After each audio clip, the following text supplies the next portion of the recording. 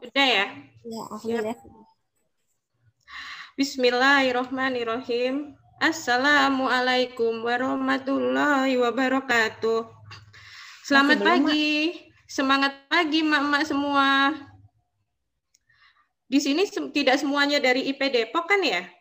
Kita biasanya di IP Depok memanggil satu sama lain dengan sebutan mak.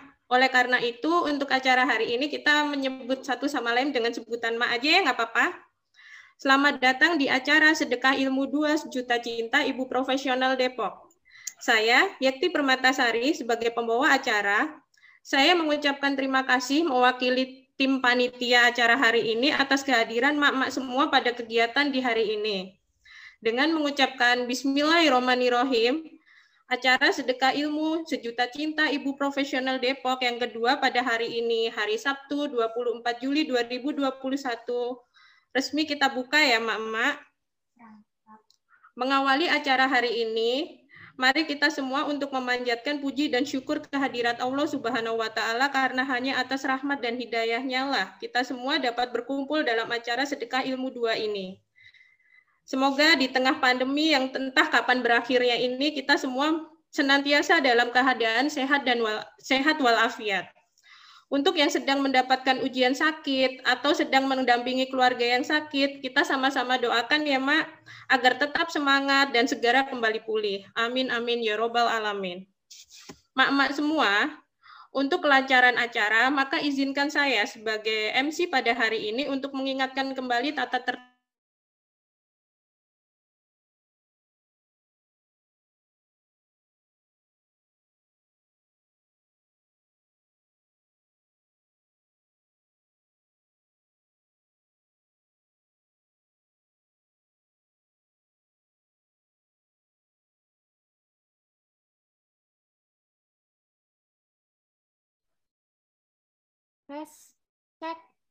dengan kerjasama mak-mak semua, acara bisa kita laksanakan dengan lancar.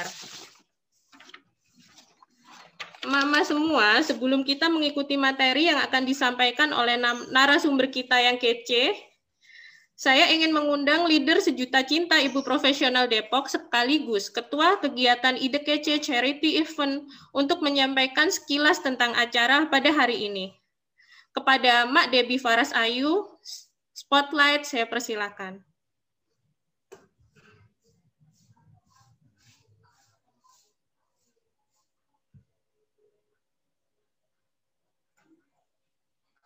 Hah? Apa? Mak Debbie. Video offline. Ini padahal udah pakai ini offline. Gimana sih? Kok bisa ya? Padahal udah pakai on. Channel Depok Charity Event 2. Anda sedang offline. Kembali koneksi internet.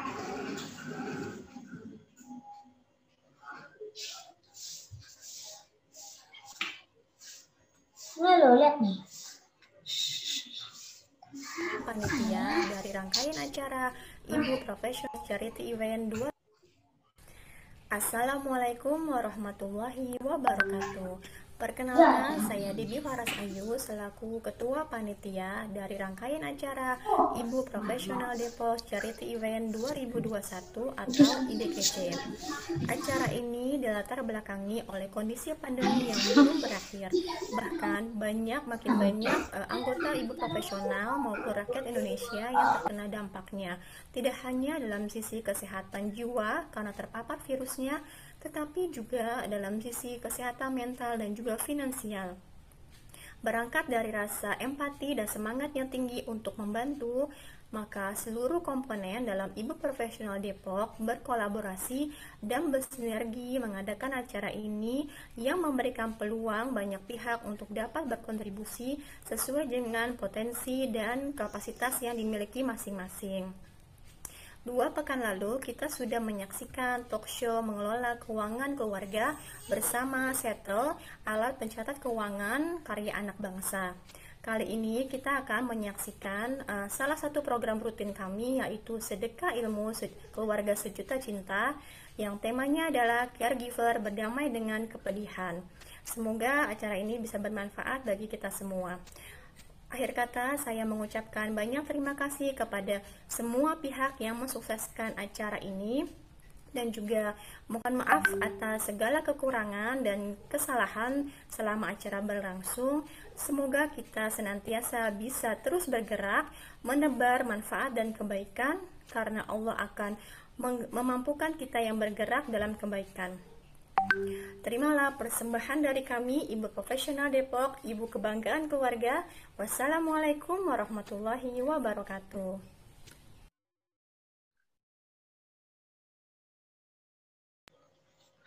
Waalaikumsalam warahmatullahi wabarakatuh. Terima kasih penjelasannya ya, Mbak Debbie. Jadi sambil kita menimba ilmu, kita juga bisa mendukung charity event membantu ibu-ibu lain yang terdapat COVID-19. Semoga acara ini berjalan lancar seperti halnya acara pertama di minggu lalu. Nah, sepertinya penjelasan Mbak Debbie membuat kita semakin penasaran ya pada materi pada hari ini. Sesi materi ini akan dipandu oleh mak kita yang paling kece nih, Mbak Bilkis. Mak Bilkis bernama lengkap Bilkis Muslikoti, lahir di Gresik 19 September,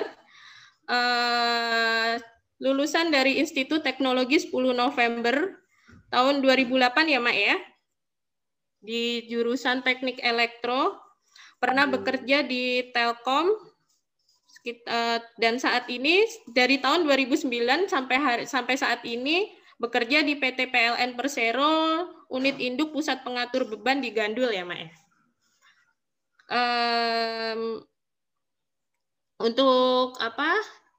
Untuk pengalaman di IP, matrikulasi batch 3, Bunsai batch 2, Buncek batch 1, Bunpro batch 1, mahasiswi Bunda Salihah batch 1. Passionnya literasi, finansial, parenting, dan kesehatan. Baiklah, Mak. Tidak berpanjang kata lagi, mungkin Mama sudah tidak sabar lagi ya menanti materi hari ini.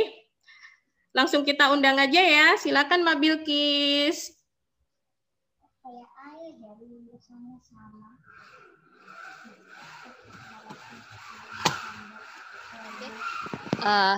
Terima kasih banyak Mak Yakti yang baik hati. Merupakan suatu kehormatan bagi saya diberi kepercayaan untuk menemani diskusi kita dengan narasumber hebat pada siang hari ini. Insya Allah dalam 1 jam ke depan. Bismillahirrahmanirrahim. Rabbi shrah li sadri wa yassir li amri wahlul 'uqdatam min lisani yafqahu qawli. Amin. Assalamualaikum warahmatullahi wabarakatuh. Salam sejahtera untuk kita semua. Salam Om Swastiastu, Namo Buddhaya, salam kebajikan. Selamat siang Mak-mak semua. Semoga kita semua senantiasa diberikan kesehatan lahir dan batin oleh Sang Maha Pemberi Hidup. Nah, kesehatan akhir-akhir ini menjadi isu dominan ya Mak, yang membuat kita prihatin. Nah, sehat ini salah satu nikmat yang benar-benar harus kita syukuri. Bahwasanya pada pagi hari ini, pada siang hari ini, kita masih diberi nafas, kita masih diberi kekuatan sama Allah untuk melakukan aktivitas apapun, termasuk juga beribadah. Dan yang paling penting juga, kita masih bisa berkumpul dengan orang-orang yang kita cintai. Ucapan be happy and healthy, yang mungkin dulu terasa sangat biasa ya. Nah, sekarang ini sangatlah begitu bermakna. Tidak hanya kita sebenarnya, ketika orang terkasih sedang tak berdaya karena sakit, kita juga akan merasakan kepedihan, keprihatinan, miris, sedih, dan lain sebagainya. Rasanya ingin sekali ya kita membantu, merawat, mendukung, menghilangkan seluruh beban, bahkan rela menggantikan rasa sakit itu. Person itulah yang dinamakan caregiver, yang merupakan tema diskusi kita pada pagi hari ini. Narasumber kita akan menjelaskan panjang lebar mengenai bagaimana kiat-kiat menjadi seorang caregiver yang baik. Oh ya, nanti saat pemaparan, pertanyaan-pertanyaan bisa langsung diketikkan di chat box ya, Mak. Akan saya bacakan saat sesi tanya jawab.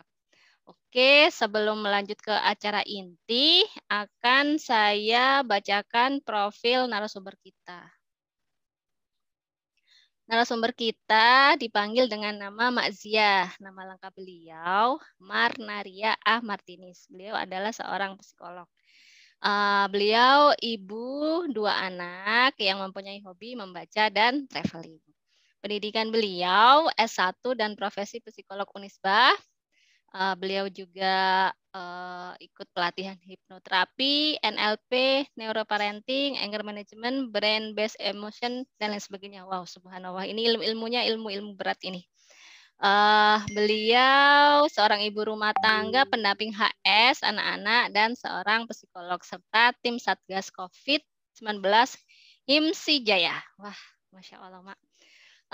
Di Institut Ibu Profesional, Mak Zia ini ikut matrikulasi batch 4, bonsai batch 4, kemudian menjadi fasil matrikulasi batch 6, menjadi ketua Rumbel Anak IP Depok tahun 2017 sampai 2019, dan menjadi tim manajer program IP Depok 2019 sampai 2020. Moto beliau adalah It takes a village to raise a child. Oke, Masya Allah. Baiklah ya, sebelum memulai materi intinya saya ada pantun nih, Mak.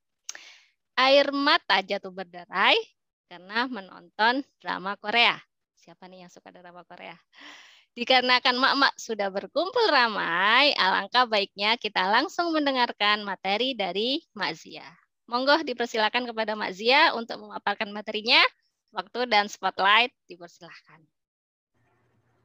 Terima kasih banyak Mak Bilkis. Wah, pembukaannya seru sekali ya. Assalamualaikum warahmatullahi wabarakatuh. Waalaikumsalam.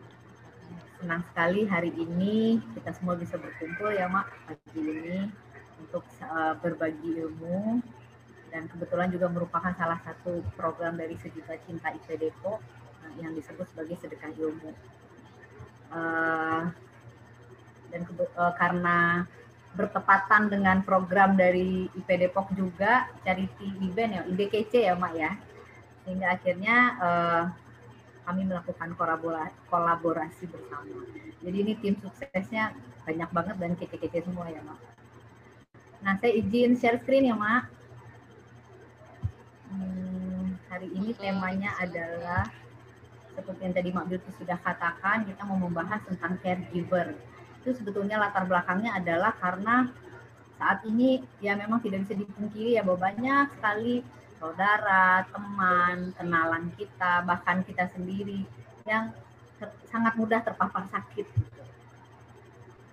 Sehingga akhirnya membuat peran menjadi caregiver itu menjadi penting.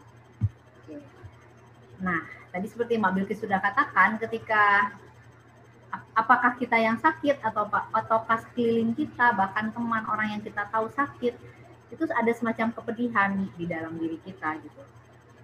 Apalagi kalau kita memiliki kedekatan emosional dengan orang tersebut gitu ya, itu ada rasanya kita pengen bantuin gitu, gimana supaya kesakitan atau kesulitan yang sedang dihadapi oleh orang tersebut yang sedang sakit itu bisa segera teratasi.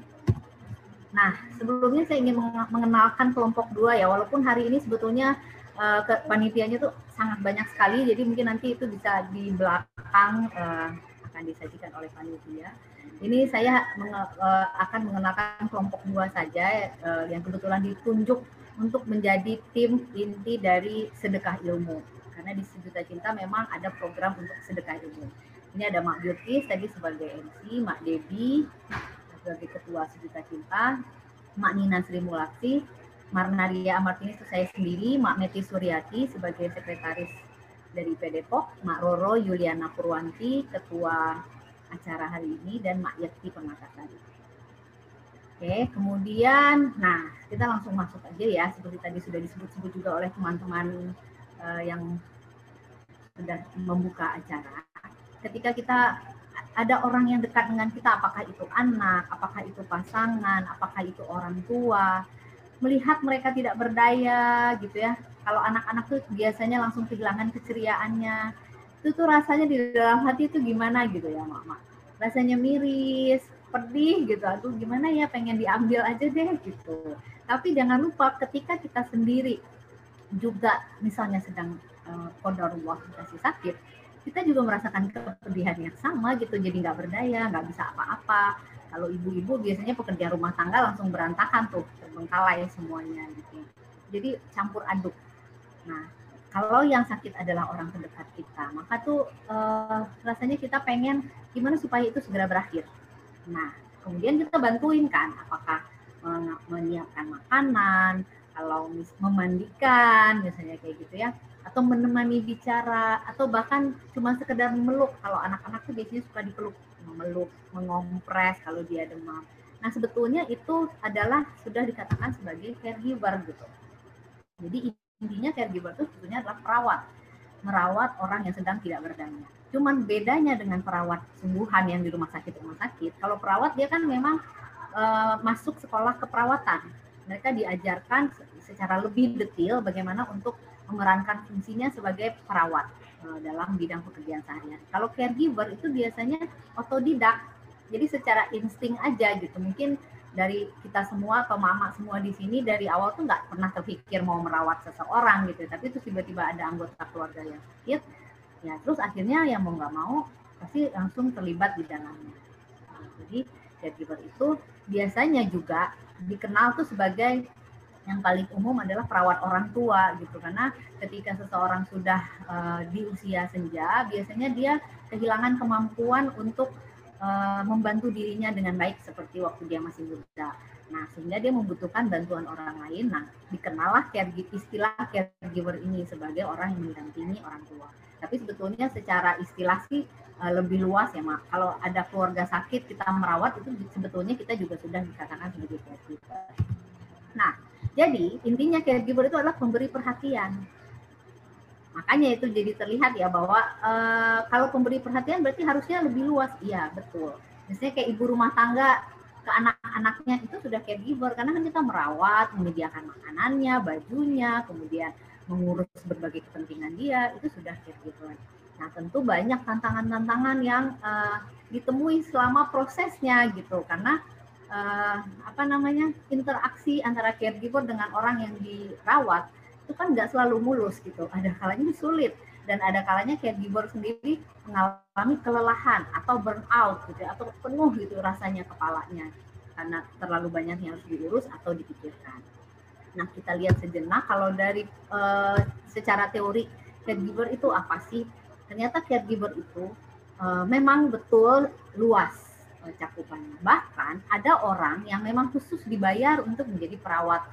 Biasanya ini adalah anak-anak yang masih kecil, tuh kita sebutnya biasanya suster gitu ya. Nah, kalau untuk orang tua ya perawat orang tua. Nah, itu lazimnya tuh caregiver ada di situ. Jadi mereka emang sengaja dilatih untuk bisa merawat orang yang belum mampu atau tidak mampu lagi mengurus dirinya sendiri dengan baik. Gitu ya. Nah, biasanya tuh tergantung, ada tentang karena kesehatan yang buruk, biasanya orang tua ya, atau dia memiliki kekurangan secara fisik, misalnya anak berkebutuhan khusus. Oke, nah syarat untuk menjadi seorang caregiver ini apa sih, Mak? Karena yaitu tadi tantangannya luar biasa. Saya juga kebetulan adalah seorang caregiver. Saya merawat ayah saya yang saat ini berusia 84 tahun. Di awal dia sakit jantung dan kemudian karena sempat hampir stroke, akhirnya terjadi sedikit penyumbatan di area otaknya sehingga mengalami demensia ringan. Walaupun ringan, tapi bagi dia itu luar biasa menggelisahkan karena kebanyakan ayat-ayat Al-Quran yang dia hafal dan bahkan ayat untuk sholat yang sehari-hari dia lakukan, dia lupa. Nah, itu jadi ada tantangan sendiri. Kita bahas yang pertama adalah memiliki kelapangan hati. Ini penting banget, Mak. Penting untuk seorang caregiver itu punya kelapangan hati. Artinya apa? Mau bersedia atau minimal berupayalah menerima segala situasi sesulit apapun. Lapang hati gitu. Ya nggak apa-apa. Misalnya lagi marah-marah nih orang yang dirawatnya. Oke. Walaupun rasanya nggak enak gitu, tapi perlu memiliki kelapangan hati dan kelapangan hati ini bisa diupayakan, insya Allah. Kemudian sabar. Sabar dalam arti kadang-kadang orang yang kita rawat, apakah itu anak, apakah itu pasangan, apakah itu orang tua gitu ya. Apalagi saat ini banyak sekali ya yang kita dengar orang-orang sakit. Nah, ketika sakit, si yang sakit ini belum tentu bisa menerima situasi yang sedang dia alami. Sehingga dia perilakunya jadi sulit gitu. Misalnya nggak mau makan karena mungkin rasa makanan jadi nggak enak gitu ya. Terus atau nggak mau makan obat misalnya. Macam-macam gitu. Sehingga si pendamping itu butuh sabar jangan sampai ketika si yang dirawat itu berperilaku sulit, lalu yang mendampingi marah-marah gitu, lalu yang mendampingi ikutan ngambek misalnya gitu. Nah, itu akan memperparah situasi, menjadi tidak nyaman untuk yang dirawat, juga untuk yang merawat. Gitu. Kemudian perlu kreatif, terutama nih kalau anak-anak nih Mak yang sakit. Misalnya si anak ini kan kalau orang sakit tuh biasanya susah selera makannya gitu ya. Begitu dikasih makan dia nggak mau. Nah, sebagai yang care, yang merawat, tentu harus punya kreativitas. Gimana caranya supaya minimal ada makanan yang tetap terasup, supaya daya tahan tubuh tetap tinggi, supaya anaknya cepat sembuh. Gitu. Jadi perlu dikreasiin kalau untuk anak-anak, apakah dibikin bentuk-bentuk, ataukah kemudian diganti-ganti variasi menunya. Sebetulnya untuk orang tua juga sama ya, karena ketika orang tua sudah tidak bisa membantu diri dia lagi, secara mental dia tuh mengalami penurunan. Sehingga ngebujuknya sama kayak ngebujuk anak kecil, tapi ini badannya adalah badan orang dewasa. Nah, ketika yang sakit adalah pasangan, sama aja gitu. Rata-rata orang yang sakit dia memiliki tekanan tersendiri karena rasa sakitnya gitu, atau karena penyakitnya, kan dia juga jadi nggak bisa ngapa-ngapain. Banyak aktivitas atau rencana-rencana yang jadinya terkendala. Itu nggak mudah. Gitu. Jadi kreativitas itu penting. Sehingga apapun yang direncanakan, terutama tentu terkait dengan kesehatan ya, apakah nanti makan atau makan obat, itu perlu terus diupayakan. Kemudian tentu punya kepedulian dan empati, ini maksudnya supaya yang merawat itu bisa melihat dari sudut pandang yang sedang sakit. Sehingga kalau misalnya kadang-kadang orang sakit, kalau lagi kesakitan tuh kadang teriak-teriak, kadang marah-marah gitu. Nah, kalau misalnya yang merawat atau caregiver-nya itu punya kepedulian dan empati, mungkin dia bisa melihat dari kacamata orang yang sedang sakit, sehingga tidak menganggap perilaku sulit itu sebagai penyerangan terhadap dirinya. Nah, itu jadi memudahkan. Tapi kalau enggak, itu bisa naik darah gitu, karena merasa ya ampun, ini udah diperhatiin kok, yang ada malah marah-marah, nggak mau nurut, jadinya emosi. Dan itu jadinya memberatkan gitu. Nah, yang terakhir juga fleksibel. Fleksibel artinya mudah menyesuaikan diri dalam situasi apapun. Karena ketika menjadi perawat orang sakit gitu ya, tentunya tidak mudah. Artinya gini, apapun aktivitas yang kita lakukan, tentunya nggak bisa hanya tersedot kepada orang yang sedang sakit ini. Artinya banyak hal lain juga yang perlu dilakukan sehari-hari. Nah, sehingga gimana nih misalnya lagi masak, tiba-tiba yang sakit butuh bantuan. Nah, kalau yang nggak fleksibel jadi jengkel kan, aduh ini nanggung, kenapa, ntar dulu, terus akhirnya kadang-kadang nih ya, kalau pengalaman saya, yang sakitnya nggak sabaran, terus dia jalan sendiri. Sehingga kan kita takut kalau jalan jatuh dan lain sebagainya. Akhirnya kita jadi, aduh ntar dulu kenapa sih? Jadi clash. Tapi kalau fleksibel, yaudah, oke, ini berhenti dulu. Langsung jadi harus bisa betul-betul cair, mengikuti situasinya tuh seperti apa. Tapi tentu sambil mempertimbangkan juga plus minusnya bagaimana. Nah, apa sih sebetulnya dari kelima ini syarat utamanya? Itu adalah tentang rasa cinta sebetulnya. Kita akan bisa memberikan perawatan yang maksimal gitu ya, artinya punya kelapangan hati, bisa sabar, kreatif, peduli, fleksibel. Kalau kita memiliki perasaan cinta kepada orang yang kita rawat. Cinta tuh dalam arti luas gitu ya, kita care sama dia, kita peduli sama dia. Bagaimana dengan caregiver yang dibayar, itu sama. Kalau dia tidak bisa memberikan rasa cintanya kepada orang yang dirawat, maka dia nggak akan bertahan lama. Kalaupun dia maksa, misalnya caregiver yang dibayar gitu ya, dia memang menjadi perawat karena butuh uang. Itu nanti yang akan resisten orang yang dirawat. Karena itu nanti kan melibatkan energi. Jadi ketika orang yang dirawat itu merasakan bahwa ini nggak dari hati nih ngerawat aku, dia pasti langsung nggak nyaman. Meskipun kalau ditanya, kenapa emangnya? Nggak bisa jelasin. Tapi pada akhirnya dia nggak akan mau dirawat oleh si caregiver yang itu. Sehingga akhirnya tidak akan bertahan lama. Jadi penting tentang rasa memang.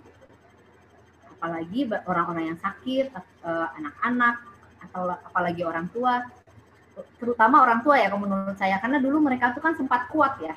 mereka sempat bisa melakukan apa-apa sendiri gitu. Mereka tuh perkasa lah istilahnya, mandiri. Tiba-tiba sekarang nggak berdaya, apa-apa harus ditolong orang. Itu kan jadi dia merasa hidupnya jadi nggak berarti. Sehingga akan muncul berbagai sikap yang menyulitkan. Nah, sekarang mari kita lihat sejenak, apa sih yang terjadi dari sudut pandang orang yang sedang mengalami kepedihan. Sakit, misalnya gitu ya, terutama kalau sakit. Nanti sakit ini tuh layernya banyak dari yang ringan sampai yang berat. Kalau yang ringan kan gampang ya, kasih obat sebentar kemudian sembuh, udah.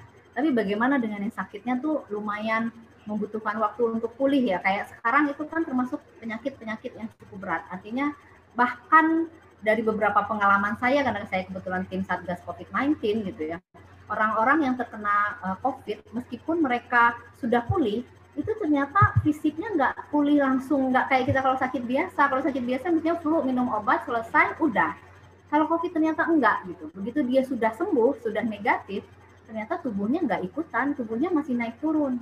Kadang kalau kecapean masih sakit kepala, kalau kelelahan masih sesak nafas gitu. Belum psikisnya, apalagi mendengar berita di sana sini, menonton, terus tetangganya juga ada yang sakit, ada yang meninggal dan lain-lain. Jadi luar biasa gitu. Nah, di sini ini grafik dari Kubler-Ross ini sangat bagus untuk bisa kita pahami ketika kita menjadi caregiver gitu. Bahwa ternyata ketika seseorang sakit, itu yang pertama dia akan melakukan penolakan gitu. Dia akan menentang bahwa dia tuh sedang sakit. Karena apa? Karena nggak terima sebetulnya. Karena sakit itu kan nggak berdaya. Nah, nggak ada manusia yang ingin untuk tidak berdaya. Pasti semuanya maunya berdaya gitu. Sehingga akan ada upaya menolak. Nah, sikapnya seperti apa? Dia misalnya menghindar. Dia jadi bingung aja, bengong gitu ya. Bahkan ada yang bergembira berlebihan. Bergembira berlebihan itu dalam arti kita bisa lihat gitu ya, itu nggak terlalu lucu situasinya, tapi kok dia kayak yang happy banget gitu. Nah, itu sebetulnya adalah upaya untuk menutup bahwa sebetulnya dia tidak terima kalau dia tuh sedang mengalami sakit, misalnya gitu ya. Ada juga yang shock atau yang takut. Biasanya kalau yang takut itu ya ujung-ujungnya sih masih takut mati. Misalnya kalau ibu-ibu, aduh nanti anakku gimana ya gitu. Sehingga kebayangkan betapa di dalam dirinya orang yang sakit itu muncul perasaan seperti ini, itu akan mempengaruhi ke perilakunya. Nah, yang kedua, setelah dia berusaha menolak, tapi kan sakitnya tetap ada gitu, nggak bisa terus-menerus ditolak. Akhirnya orangnya marah. Marah bisa kepada siapa saja, bisa kepada dirinya, kok bisa sih aku kena penyakit ini. Bahkan bisa juga marah kepada Tuhan gitu ya. Kenapa aku? Ya Allah gitu misalnya. Sehingga mulailah dia merasa tekanan-tekanan, mulai cemas, nanti ini bisa sembuh nggak, ini berapa lama, aduh urusanku jadi nggak selesai dan lain sebagainya. Nah, dalam dua periode ini, peran caregiver adalah untuk memberikan informasi dan komunikasi. Artinya kita bisa berelasi dengan si sakit ini, supaya dia tuh bisa mengalirkan perasaan-perasaan tidak nyaman dia. Nah, bayangkan kalau caregivernya sendiri tidak memiliki kelapangan hati, itu akan susah, akan nggak sabaran gitu. Artinya, sebagai caregiver, kalau Mak Roro itu mengistilahkan seperti naik pesawat. Ketika terjadi sesuatu dengan pesawat, maka begitu selang oksigen turun, yang pakai pertama kan orangnya, maksudnya kalau membantu anak itu orang dewasanya dulu, baru kemudian dipakaikan ke anak. Nah, jadi artinya apa? Caregiver itu mesti punya ketangguhan emosi dulu sebelum dia bisa menjadi seorang caregiver yang baik gitu. Yang baik itu dalam arti bukan berarti kalau nggak tangguh terus jahat ya, tapi jadi nyaman gitu, bisa menyamankan dirinya dan orang yang dia rawat. Oke, nah selanjutnya untuk grafik ini, setelah kemarahan dan ternyata sakit tetap ada gitu ya, akhirnya orang yang mengalami sakit itu akan jadi depresi. Gitu. Dia mulai merasa mumet, mulai merasa aduh nih penuh nih aku kok nggak sembuh-sembuh gitu. Terus dia ini kayaknya aku nggak bisa ditolong lagi deh udah nih gitu, aku nggak berdaya nih gitu. Nah, perilakunya bisa juga misalnya dia jadi bermusuhan, apa yang disuruh dia nggak mau, nggak usah makan, ngapain makan gitu, udahlah mati aja gitu ya, mulai ke sana. Atau bahkan dia menarik diri, dia diem aja, ditanya apa nggak mau makan, nggak mau, diajak bicara nggak mau, atau mengunci diri di kamar gitu ya. Nah, itu tanda-tanda orangnya masuk ke fase yang lebih bawah lagi, yaitu depresi. Nah, dalam fase depresi, mereka sangat perlu dukungan emosi. Bagaimana supaya dia mau menceritakan apa yang dia rasakan. Dia harus punya jendela untuk mengekspresikan seluruh perasaan. Bisa jadi nanti dia takut nih, kayaknya aku mati nih sebentar lagi. Atau misalnya nih Tuhan kayaknya marah sama aku. Kok aku dikasih sakit sebegininya sih. Nah, ini betul nih emotional support di sini. Nah, bayangkan kalau sebagai caregiver, kita juga masih memiliki ganjelan emosi. Nah, tentunya akan sulit untuk bisa menampung emosi dari pasien ya katakanlah gitu ya, atau orang yang kita rawat, sementara kitanya sendiri juga secara emosi penuh. Akhirnya kan kayak ember yang diisi, luber-lubernya ya kemana-mana gitu. Sehingga ada baiknya sebagai caregiver kita memiliki semacam penyaluran gitu ya, dibikinkan salurannya untuk kita juga bisa menstabilkan terus-menerus emosi. Nah, tapi kabar gembiranya setelah fase depresi ini terlewati dengan baik, barulah orang yang sakit itu akan mulai naik tuh. Dia baru mulai tahu, oh iya aku terima deh sakit ini. Kemudian dia mulai bekerja sama. Dia mulai mencari-cari apa ya peluang-peluang yang bisa tetap dilakukan meski aku kondisinya sudah begini. Terus baru mau bicara, membuka diri gitu. Ini sudah lebih enak. Jadi fase yang terberat tuh adalah di 3 pertama ini. Setelah kemudian dia mulai membuka diri, barulah pada akhirnya orang yang sakit itu akan bisa menerima situasinya. Gitu, baru mau move on, baru mau bikin rencana-rencana apa yang akan dilakukan. Nah, di sini untuk bergaining dan acceptance ini, peran dari caregiver adalah memandu gitu. Memandu gimana arahnya, membicarakan kemungkinan-kemungkinan. Jadi intinya semua ini adalah menemani. Sebagai caregiver, pada saat orang yang kita sayangi atau memang kita adalah caregiver yang dibayar, itu fungsi kita adalah menemani, mendampingi orang yang sedang mengalami kepedihan ini gitu ya, dalam artian sakit. Oke.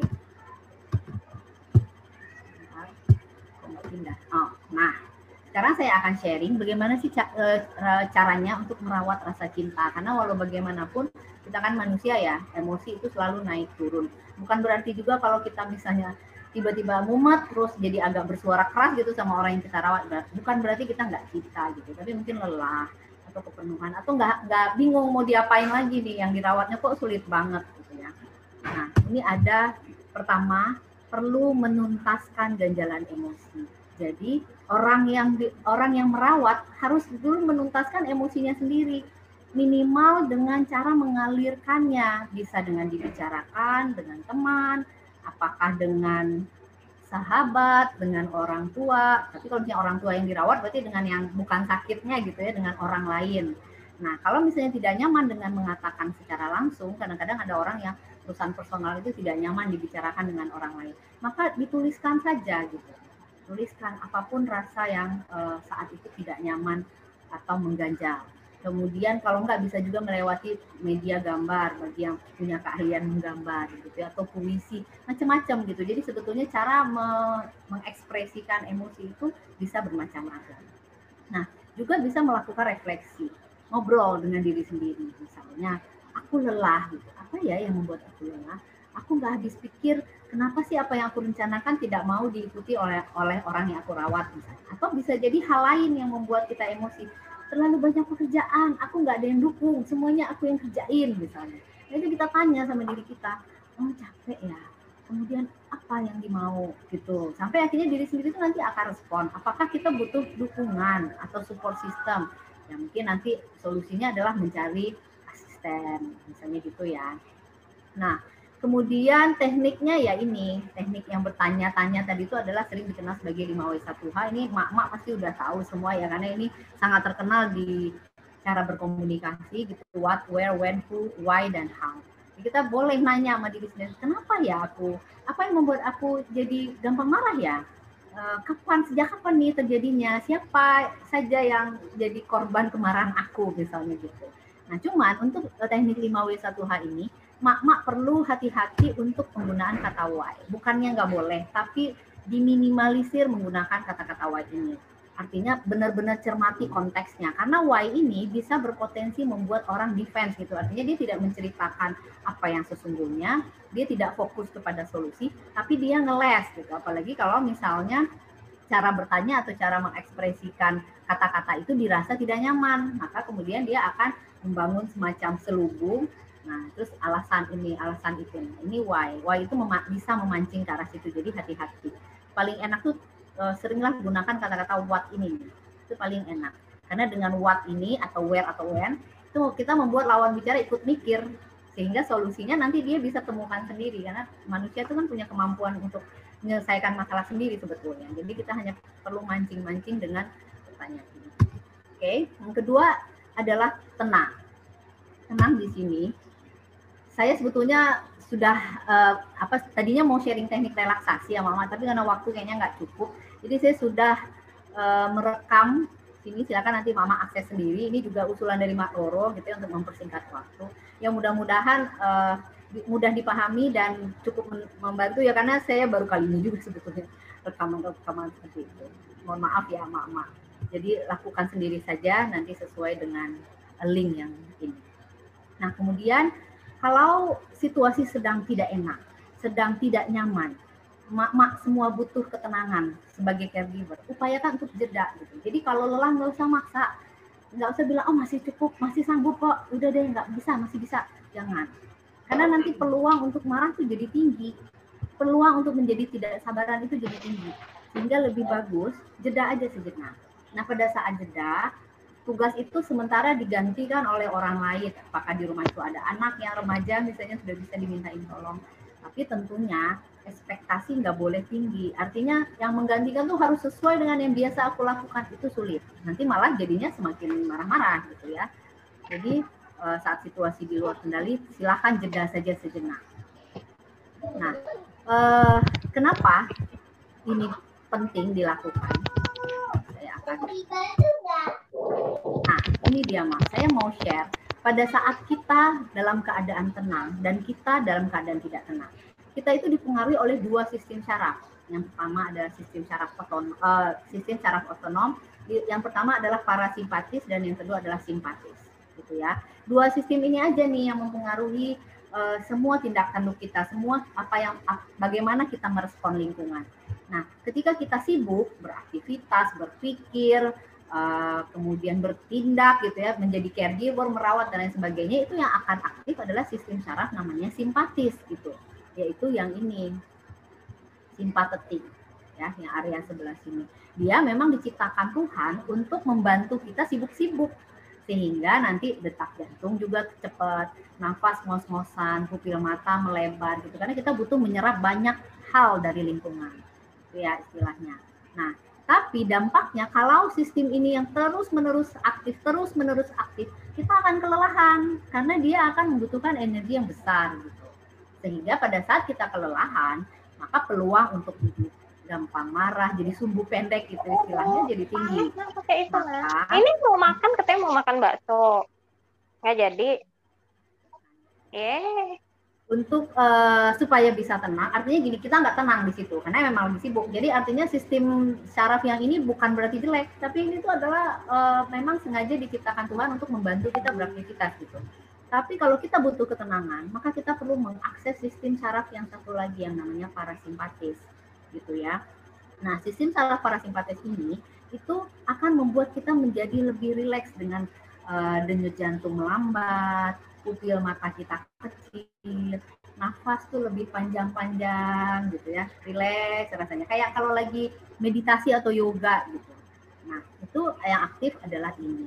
Cuman yang namanya sistem syaraf otonom, dia kan aktifnya nggak disadari, nggak bisa kita perintah gitu aja, ini simpatis, sekarang situasinya ganti ya, parasimpatis, nggak bisa.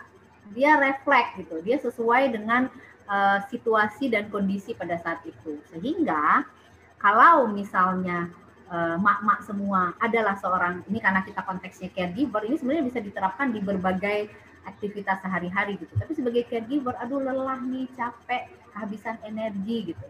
Maka kan kita butuh untuk mengaktifkan sistem syaraf kita yang parasimpatis supaya kita bisa menjadi rileks, tenang, tentram, nggak mudah menjadi marah, gitu ya.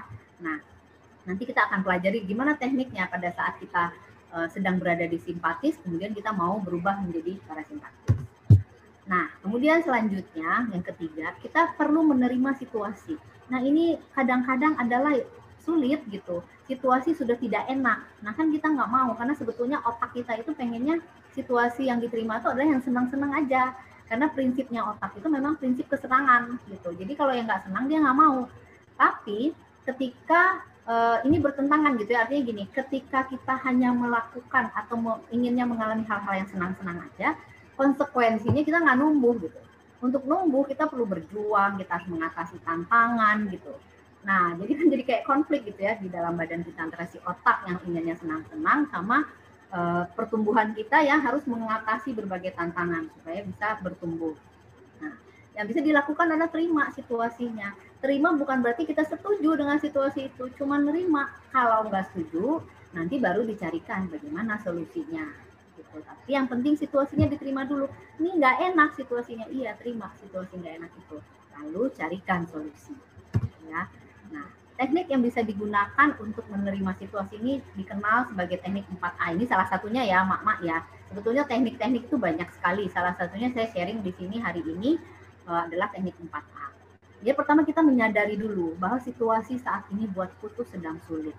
Aku sedang kelelahan, aku lagi overwhelmed misalnya gitu ya. Aku lagi khawatir, apapun lah kegelisahan kita. Kita sadari dulu itu bahwa situasinya sedang berat untukku. Nah, itu menyadari. Kemudian kita terima, oke, aku terima situasi yang berat ini. Walaupun aku nggak suka, karena rasanya nggak enak. Tapi oke, aku terima. Nah, kemudian kita izinkan sensasinya datang ke diri kita. Ini biasanya yang paling sulit dilakukan orang. Karena sensasi ketika kita merasa gundah atau sedang terbebani gitu, itu rasanya kan nggak enak. Nah, nggak ada orang yang bersedia menerima rasa nggak enak dengan gampang gitu loh. Jadi biasanya nih dari awareness sudah sadar, maunya langsung pindah ke akhir. Nah, itu nggak, kalau dari teori yang maksudnya bukan teori ya, dari tubuh kita atau energi kita itu sulit karena ini perlu disadari, kemudian diterima, kemudian dirasakan sensasinya. Misalnya di mana yang nggak nyaman dari tubuh kita? Apakah rasanya kepala berat gitu, ataukah rasanya bahu nggak nyaman? Karena biasanya kalau di psikologi itu ya bahu itu melambangkan beban, karena orang kan manggul beban di bahu gitu. Jadi kalau kebanyakan beban biasanya bahunya suka pegal gitu. Terus atau apa? Kenali diri, rasakan oh iya ketidaknyamanannya di bagian mana. Tuh, sejenak. Nah, jangan lupa dikasih batas waktu gitu ya. Oke, aku terima, aku rasakan sejenak nggak nyamannya, kasih batas. Jangan lama-lama, karena kalau lama-lama kita jadi nggak produktif. Baru kemudian bisa dibiarkan untuk pergi gitu istilahnya. Rasanya sudah diterima, baru bisa dibuang. Tapi kalau kita menafikan, aku nggak mau nih rasanya nggak enak, nggak boleh masuk gitu. Gimana membuangnya? Sementara energi itu semakin ditolak, dia semakin kencang ingin masuk. Ya, jadi upayakan untuk menerima situasi setidak nyaman apapun supaya nanti kita bisa membuang atau merilisnya lagi keluar dari diri kita.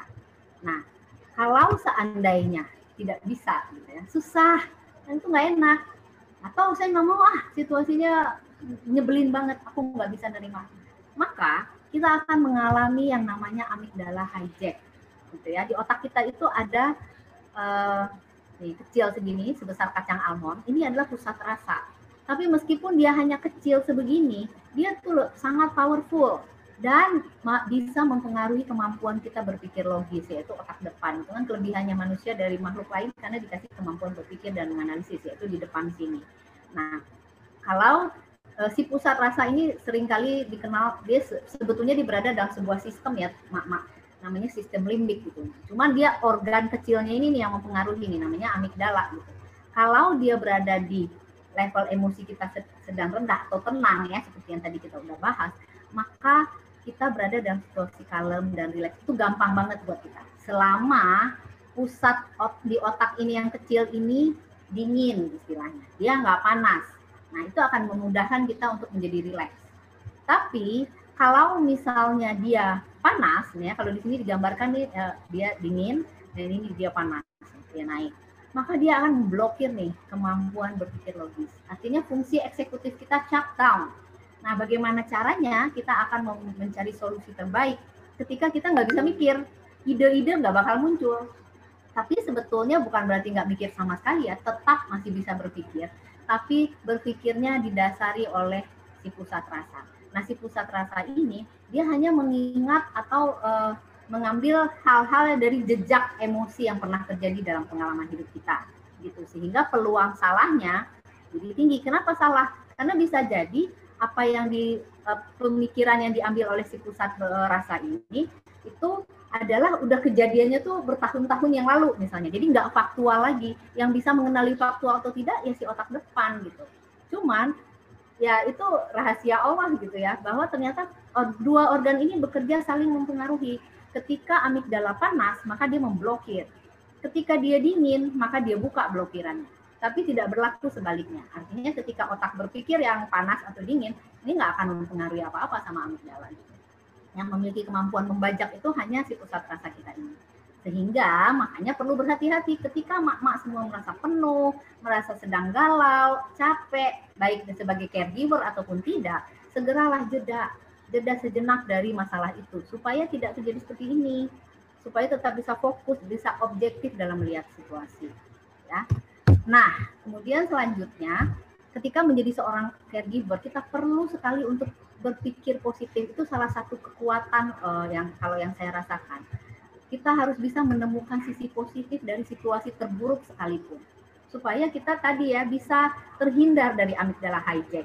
Sehingga kita tetap bisa menemukan, oke, situasinya nggak enak, apa yang harus aku lakukan ya? Kita tetap bisa tenang, tidak terbajak sama pusat rasa. Ketika kita memutuskan, aku akan memaknai positif situasi ini. Walaupun situasinya nggak enak. Itu ya, Mama.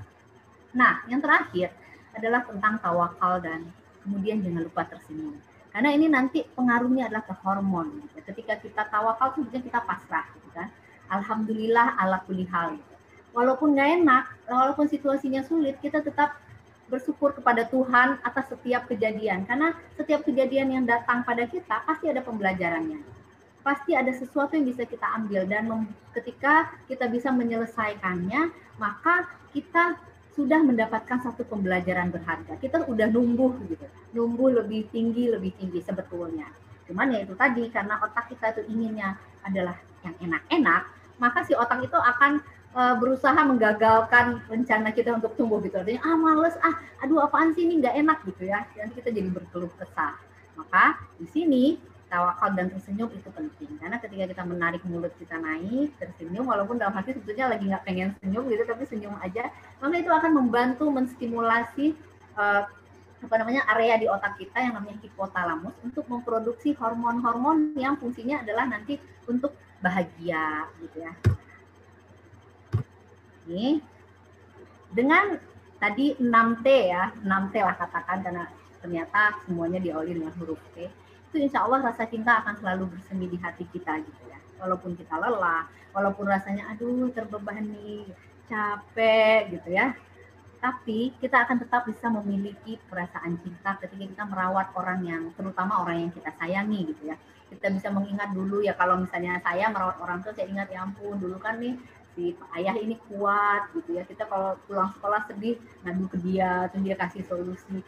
Sekarang ditanya, kakek mau ini atau ini, apa ya karena demensia gitu ya, itu lihat tangannya udah keriput, dulu kayaknya kokoh gitu ya. Nah itu kita akan terharu, kemudian sengil apapun dia, akhirnya kita ya udah deh nggak apa-apa gitu ya, jadi bisa berlapang hati. Nah ini dia yang perlu dengan tadi teknik yang kita cara merawat rasa cinta ya, saya istilahkan 6T aja ya mak-mak ya. Ini bisa memunculkan hormon-hormon positif 4 ini minimal gitu. Dopamin ini membuat kita bersemangat, exciting gitu untuk melakukan berbagai aktivitas kita. Nah ini dia hormon cinta. Ini juga bisa diproduksi ketika kita berusaha tenang, ketika kita relax gitu ya, ketika kita berefleksi, ketika kita bertawakal dan tersenyum, bisa muncul serotonin ini untuk hormon kegembiraan. Kemudian yang terakhir adalah endorfin. Endorfin ini adalah hormon yang diproduksi untuk mengatasi rasa sakit. Nah, bayangkan mak-mak, kita sebetulnya butuh 4 hormon ini aja nih. Dengan tadi 6T yang kita lakukan. Sehingga kita selalu upayakan membantu tubuh kita untuk bisa memunculkan keempat hormon ini sehingga kita bisa melewati rasa sakit. Gitu. Makanya kalau di dokter ya, ini contoh ringannya aja ketika kita mau disuntik, kan rata-rata dokter bilang tarik nafas Bu gitu ya. Itu kan supaya apa? Supaya kita rileks, otot nggak tegang gitu. Kemudian suntiknya jadi nggak berasa. Kemudian hormon-hormon ini yang berperan, bukan yang sebaliknya. Nanti yang sebaliknya itu adalah hormon-hormon stres. Tapi dia juga bukan hormon yang jahat ya mak-mak ya. Dia juga diciptakan untuk membantu kita ketika kita menghadapi ancaman. Jadi semua yang Tuhan sudah ciptakan itu sebetulnya sangat bermanfaat, tapi kita butuh mengetahui kapan hormon-hormon atau apa ya istilahnya, bagaimana tubuh kita ini bekerja gitu, sehingga kita bisa bantuin si tubuh ini sesuai keinginan kita. Nah, bagaimana kalau jenuh gitu ya? Nggak bisa dipungkirin ketika kita adalah seorang caregiver, mau bahagia bagaimanapun, kadang kita merasa jenuh. Rasanya jenuh, capek gitu, rutinitasnya begini aja, apalagi saat ini ya mak-mak ya, ketika semua orang nggak boleh kemana-mana, terus semua orang banyak yang sakit, jadi pekerjaan tuh jadi nambah gitu ya. Nah, bagaimana? Nah, lakukan me time. Me time itu sebetulnya nggak perlu lama-lama, tapi sesuatu yang betul-betul kita sukai gitu. Kita nyaman melakukannya, kita rasanya waktu berjalan tidak disadari gitu ya. Itu me time. Kita bisa istirahat sejenak. Biasanya hobi nih yang bisa enak, apakah berkebun, memasak, atau membaca buku gitu ya, atau sesimpel cuma duduk aja gitu, memandangi langit, itu udah me time. Jadi mak-mak nanti temukan apa me time-nya. Kemudian jangan lupa jeda. Jeda artinya di sini butuh support system ya, bangun support systemnya. Kalau saya anak-anak saya kebetulan remaja, jadi saya minta bantuan mereka, tolong dong kakek, gitu. Nanti mereka yang ambil alih, jadi saya menjarak sejenak. Karena kita butuh menjarak sejenak itu dari berbagai aktivitas kita supaya tetap bisa objektif, itu tadi tenang, rileks, nggak gampang sumbu pendek, nggak gampang terbajak oleh amigdala. Kemudian, nah ini ada satu teknik saya dapat dari guru yoga saya, dan kebetulan waktu itu dia juga caregiver juga materinya gitu ya. Mak-mak bisa, ini dua tangan ini sebenarnya saya karena pakai jilbab ya, tapi taruh nih di sini, taruh di sini sejenak. Kalau rasanya mumet gitu ya, lelah gitu, taruh aja kedua tangan di sini. Peluangnya lah, 2 menit, 3 menit gitu ya, taruh aja. Tapi pikiran jangan kemana-mana, fokuslah kepada apa yang sedang mak-mak lakukan. Sambil tutup mata juga boleh, pegang. Fokus, sambil dalam hati ucapkan afirmasi positif, tenang, rileks gitu ya. Nanti rasanya lebih tentram. Itu saat jenuh sedang melanda. Oke, lanjut. Nah, terakhir itu adalah kalau saya nih ya, ini ilmu baru buat saya juga, mama. Saya tuh punya buku Keajaiban Istighfar. Ternyata di situ dia juga bilangnya untuk menyamankan hati, mengatasi berbagai kesulitan, itu istighfarlah sebanyak mungkin gitu. Karena mungkin mama di sini ada yang udah tahu juga ya tentang ini, saya aja yang telat. Jadi Rasulullah itu pernah mencontohkan istighfar minimal 100 kali dalam sehari. Dan itu keutamaannya banyak sekali. Salah satunya ya adalah menenteramkan jiwa gitu ya. Sekalian kita minta ampun kalau kita memiliki kesalahan-kesalahan baik yang kita sengaja ataupun tidak. Sehingga itu akhirnya kita tuh kayak mengosongkan ember emosi, sehingga kalau bisa ember emosi itu nggak pernah full dan nggak pernah luber kemana-mana. Nah, teknik-teknik tadi itu adalah semacam kita bikinkan koridornya, lewat sini kita alirin, sehingga harapannya meskipun saat ini sedang berada dalam kepedihan yang luar biasa gitu, hidup rasanya sangat berat, maka kita bisa melewatinya dengan baik. Nah, segitu aja materi dari saya. Ini sedikit referensi bacaan saya dalam membuat materi ini. Saya ucapkan terima kasih banyak kepada mak-mak semua yang sudah hadir.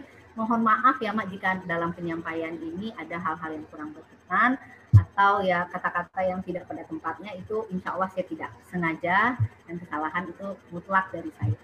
Assalamualaikum warahmatullahi wabarakatuh. Saya kembalikan kepada Mak Bilqis ya Mak. Silakan Mak Bilqis. Waalaikumsalam warahmatullahi wabarakatuh.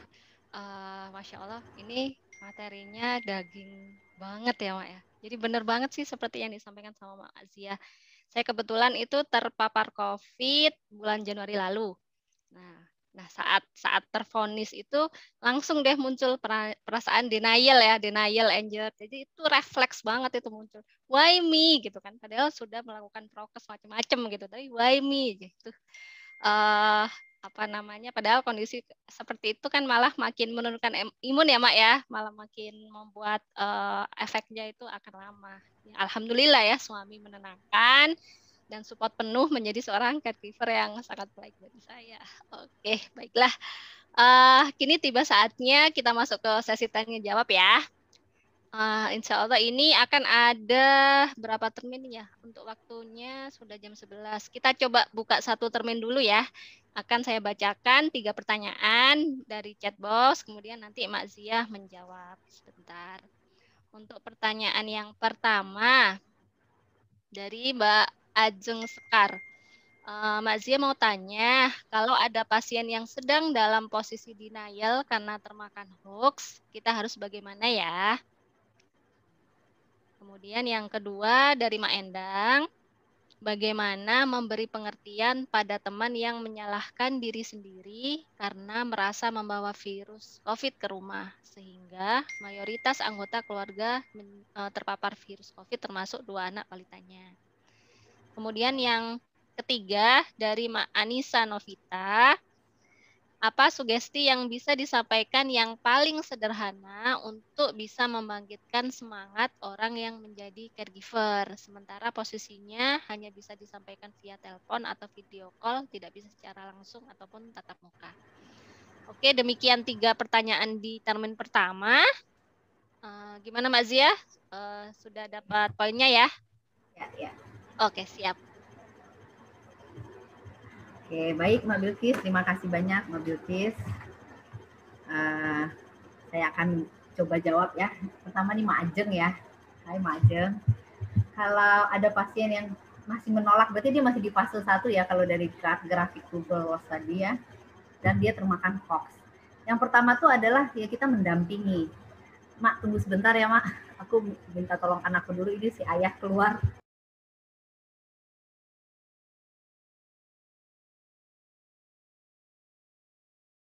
Ya, maaf, Mak. Oke. Nah, yang pertama adalah mendampingi sih yang paling penting gitu ya. Karena kalau tadi kita lihat di grafiknya Kubler-Ross, itu yang penting tuh menjaga komunikasi dengan orangnya. Jadi di sini dia hoax itu memang luar biasa gitu ya, Maya, dan sangat-sangat bisa membajak. Artinya kalau misalnya si temennya Mak Ajeng ini sudah diajak bicara tapi masih terus-menerus percaya dengan hoax, itu artinya kita bisa bilang dia sedang terbajak itu. Artinya pusat rasanya panas. Maka ketika pusat rasa panas, nggak ada yang bisa dilakukan kecuali pusat rasanya perlu didinginin dulu, Mak. Gitu. Sehingga dia bisa diajak berbicara secara objektif. Jadi paling ajak aja, yuk kamu tenangkan diri, tarik nafas pelan-pelan. Itu salah satu upaya untuk dia mengganti sistem syarafnya tadi yang 2 itu ya, dari simpatis menjadi parasimpatis. Nanti setelah dia lebih tenang, barulah diajak bicara. Sehingga dia baru bisa menganalisis tuh. Dia bisa mikir, iya ya aku lebay ya. Kenapa tadi aku percaya sama hoax gitu.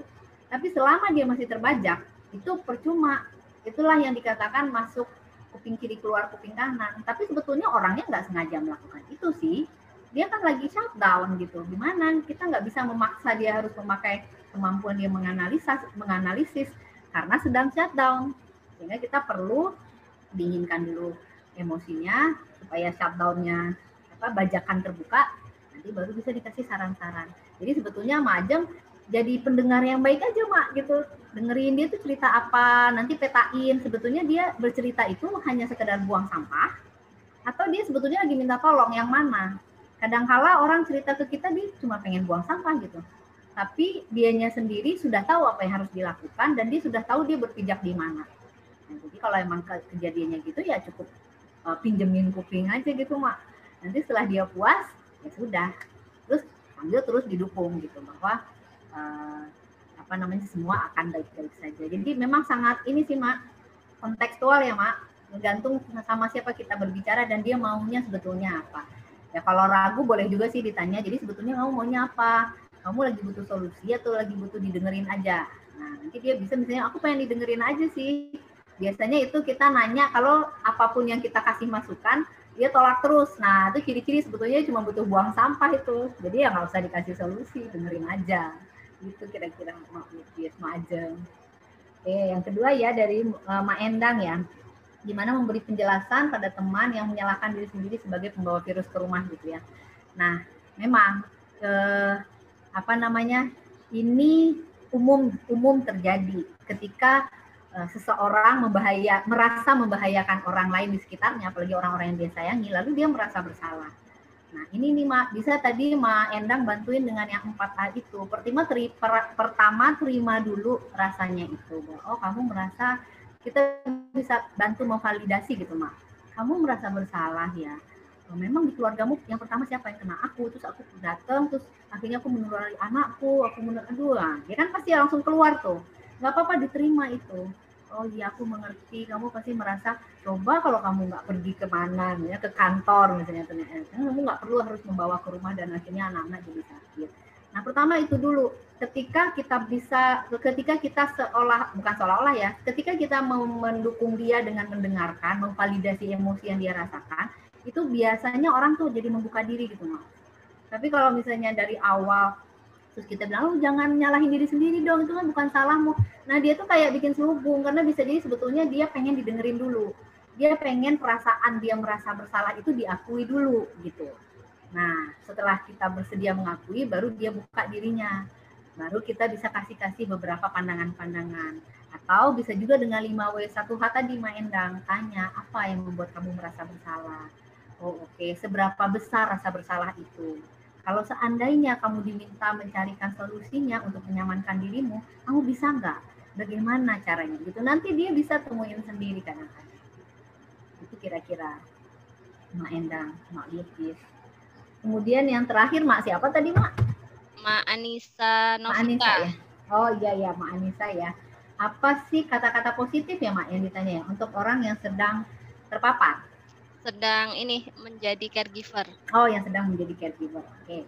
Nah, ini Mak, sebetulnya kata-kata positif itu kita bebas menggunakan sesuai dengan kenyamanan kita sendiri. Tapi yang paling simpel adalah tenang.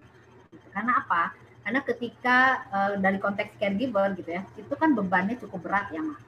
Apakah yang sakit untuk anak, pasangan, orang tua, itu sama berat. Karena kita harus memberikan energi kepada orang lain. Nah, artinya kita harus juga menjaga energi kita sendiri. Kalau habis kan jadi nggak ada yang bisa diberikan. Jadi harus tetap stabil gitu istilahnya.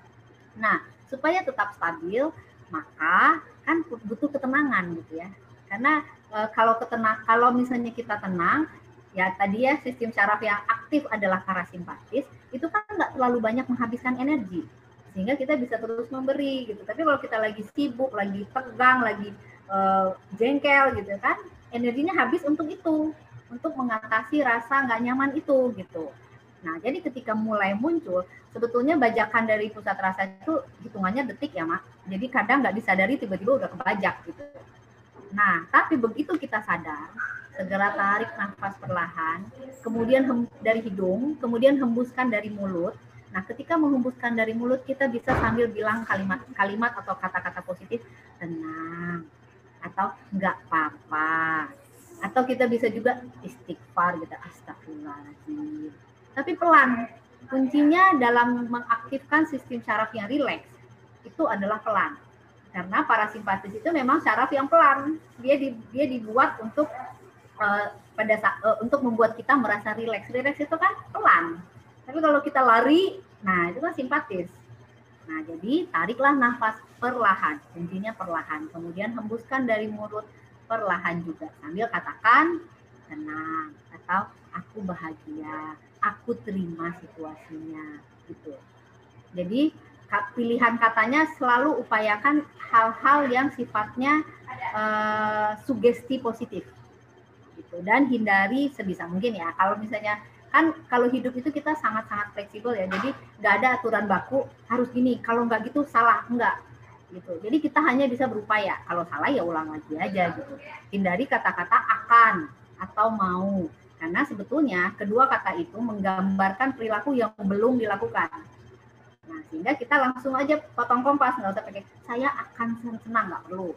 Saya mau bahagia, nggak perlu. Maunya dibuang aja, akannya dibuang aja, langsung saya bahagia, saya tenang. Atau langsung aja ke kata-katanya, tenang, bahagia.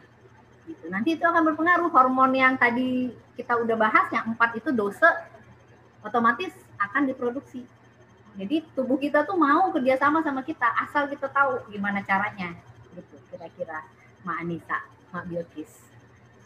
Oke, siap, Masya Allah. Jawabannya ini sangat bagus sekali. Ini nanti mohon maaf ya kalau misalkan suara saya tiba-tiba menghilang. Ini sepertinya ada gangguan sinyal di rumah saya. Jadi kalau nanti menghilang, mungkin panitia yang lain minta tolong untuk di take over. Oke, selanjutnya kita masuk sesi pertanyaan yang kedua. Saya akan bacakan 3 lagi ya Mak Zia. Yang pertama dari Mak Putri. Mak Kodarullah, saat ini kakak ipar dan suaminya sedang sakit. Jadi saat ini sering bolak-balik ke rumahnya dan kadang menginap berhari-hari.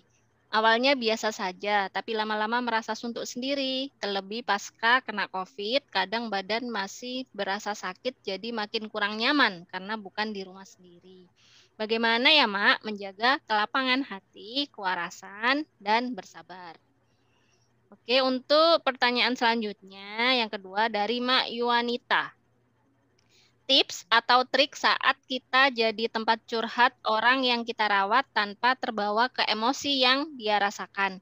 Saya suka jadi ikutan drop habis dicurhati, entah dari orang yang kita rawat atau dari caregiver lainnya. Ini tadi mirip-mirip dengan pertanyaan Mak Anissa ya, tapi mungkin Mak Zia bisa menguatkan lagi. Pertanyaan yang ketiga dari Mak Dia Denia. Kalau caregiver jarak jauh begitu, bagaimana menata hatinya ya Mak? Merasa bantuan atau perhatian yang bisa kita berikan itu terbatas. Dan orang tua atau teman yang juga sering menyampaikan yang baik-baik saja biar kita nggak khawatir.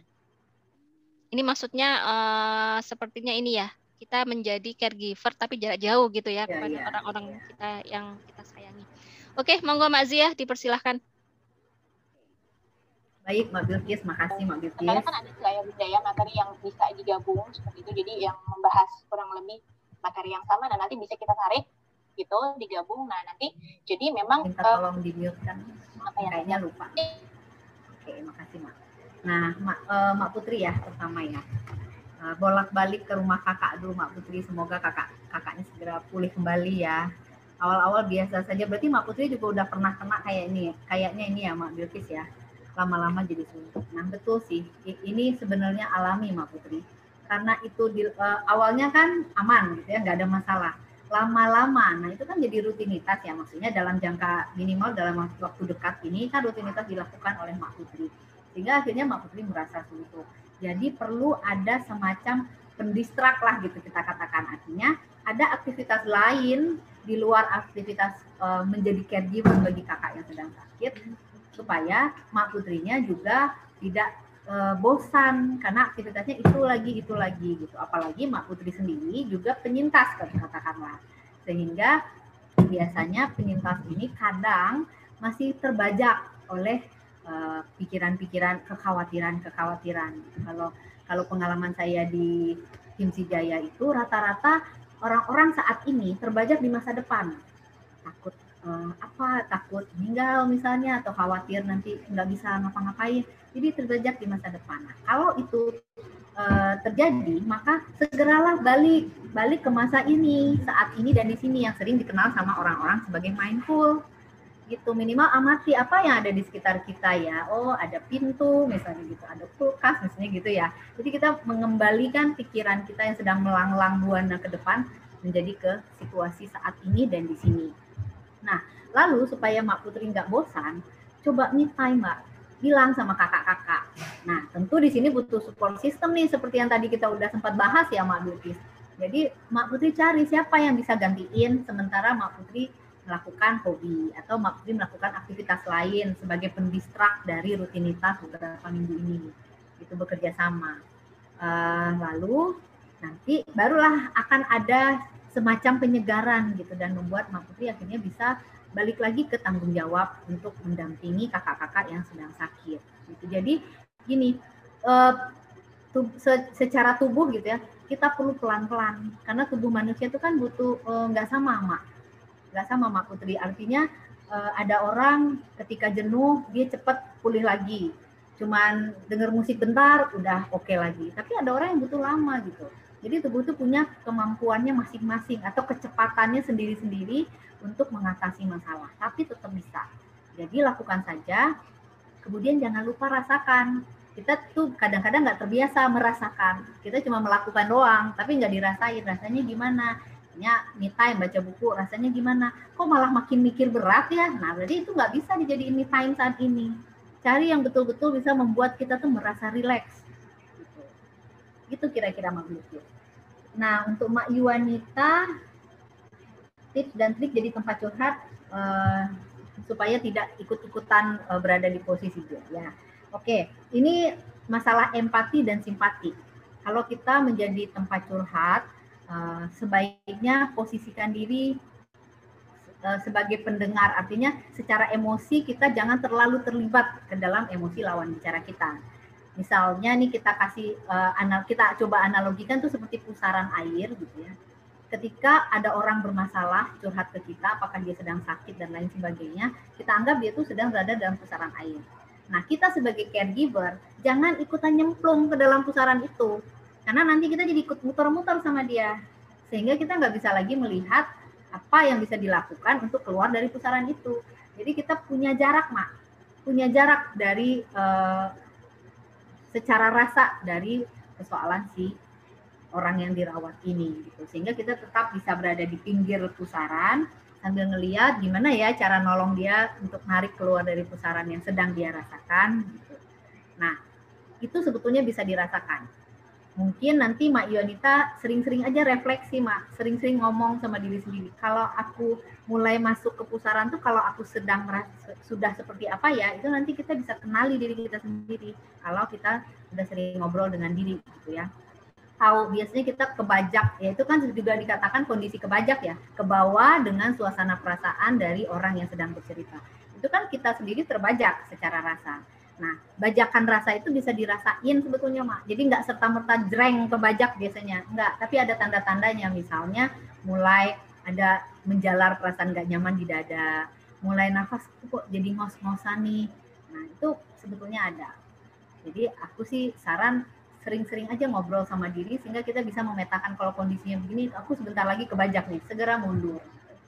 Terus jangan terlalu menempelkan diri. Kita kan gitu ya, apalagi sama orang yang disayang, dia jengkel kita ikutan jengkel karena kita terlalu nempel gitu loh. Nah, usahakan jangan terlalu nempel. Artinya masalah dia ya masalah dia, kita ada sebagai pendukung tapi bukan dia. Saya adalah saya. Kita ingetin diri kita. Kemudian Mak Dide, caregiver jarak jauh ya Mak Dide ya. Sebetulnya kalau misalnya jarak jauh, mungkin itu kita bisa katakan sebagai support system jadinya Mak Dide. Artinya yang betul-betul merawat setiap hari, mungkin itu adalah caregivernya, gitu ya. Kalau Mak Dide berarti support. Nah, artinya Mak Dide perlu berdamai sama diri sendiri sih, Mak. Karena kan sebetulnya kalau misalnya Mak Dide ada di kota A, yang dirawatnya ada di kota B, itu kan situasi di kota B tidak ada dalam kendali. Kalau Mak Dide maksa pengen mengendalikan di situ, kehabisan energi nanti. Yang ada stres, aduh gimana? Apalagi tadi kalau nggak salah penjelasannya ada orang-orang yang menyampaikan info yang dikasih tahu yang baik-baik aja dalam rangka menjaga supaya nggak gelisah. Jadi nggak bisa objektif kan kita tahu bagaimana kondisi orang yang sedang sakit itu. Nah, dalam situasi kayak gitu perlu menerima situasinya bahwa saya tidak bisa secara langsung datang ke kota B untuk merawat. Saya hanya bisa memberikan support dari kota A. Nah, maka Mak Didenya perlu tenang, perlu hear and now sering-sering gitu. Karena biasanya kalau jarak jauh begitu, sangat rentan tuh dipengaruhi oleh pikiran. Oh gimana ya, oh ini kayaknya infonya nih ditutupin nih, ini kondisinya begini gitu loh. Kita kebajak sendiri dengan pikiran. Nah itu yang perlu, oh ini udah nggak benar, tarik lagi, here and now gitu. Di sini dan saat ini. Nah, nanti kalau misalnya Mak Dide terlihat lebih tenang dalam menerima info-info yang diberikan oleh orang yang ada di kota B, mereka nggak akan sengaja nutupin. Nutupin itu pasti karena ngebaca, kayaknya dia akan gelisah, udah jangan deh, jangan bilang. Bilang sebaliknya aja, atau bilangnya yang tipis-tipis gitu. Gitu, itu pasti karena ada penilaian bahwa nanti jadi tertekan. Jadi sebetulnya niat baik ya, cuman kan kadang kita pengennya ya niat baik, tapi bilangin aja kan saya berhak tahu. Nah, nanti itu berarti larinya ke komunikasi, Mak. katakan dengan sejujurnya apa yang diinginkan, apa yang dirasakan, meskipun hanya bisa menjadi caregiver dari jarak jauh. Begitu kira-kira, Mak. Semoga membantu ya, Bibi. Oke, siap. Ini tadi apa sih yang nomor 2 itu ya tadi ya, kita jadi penonton gitu ya di luar apa sih namanya, kayak Saran itu, iya. Iya betul itu sih tadi. Sambil lihat-lihat kita bisa mau melakukan apa untuk bantuin. Iya betul. Oke, ini masih ada pertanyaan lagi. Kita buka batch ketiga. Ini batch terakhir ya, Mak. Ada ini hanya satu pertanyaan sebetulnya. Oke, apa? Dari Mak Inge. Bagaimana jika orang yang kita jaga malah merasa semakin lemah dan merasa tidak bisa melakukan sesuatu? Bagaimana menyikapinya? Sebentar. Oh ini Mak Anissa mau tanya lagi, boleh nggak ya? Jadi jika boleh tanya satu lagi, bagaimana tahapan untuk mengabarkan berita duka kepada orang yang sedang sakit? Nah ini berat banget ini untuk pertanyaan Ya, Mak Anissa berat, ya. Ya. Oke, monggo Mak Zia dipersilahkan menanggapi. Terima kasih Mak Bilkis. Ini dari Mbak Inge dulu ya. Bagaimana caranya ketika orang yang dijaga merasa lemah dan tidak berdaya gitu, si caregiver-nya mesti ngapain gitu ya. Nah, jadi caregiver itu kita seperti bayang-bayang, Mak. Nah, ketika si orang yang kita rawat merasa lemah, nggak berdaya, pertama kita ngikut dulu. Ngikut tuh dalam rangka membantu dia menerima situasinya itu. Karena kan yang itu tadi ya, kalau kita lihat dari segi empati, kalau kita pakai kacamata si orang sakit ini, ketika dia merasa dia lemah dan tidak berdaya, dia pasti merasa buruk gitu. Karena dia nggak mau, dia inginnya berdaya, bukan lemah gitu. Dia inginnya kuat. Jadi kita ikutin dulu ke situ.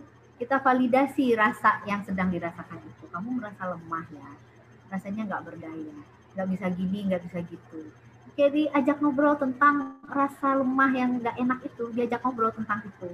Nah, ketika kita mengajak si yang sakit ini untuk membicarakan tentang kelemahan, perasaan tidak berdaya, dan dia menyatakan ke kita, jadi katakanlah dia cerita ke kita, sebetulnya dia sudah buang sampah, dia sudah mengeluarkan isi hatinya, perasaan tidak nyamannya, teralir ke lingkungan, yaitu ke kita, gitu ya.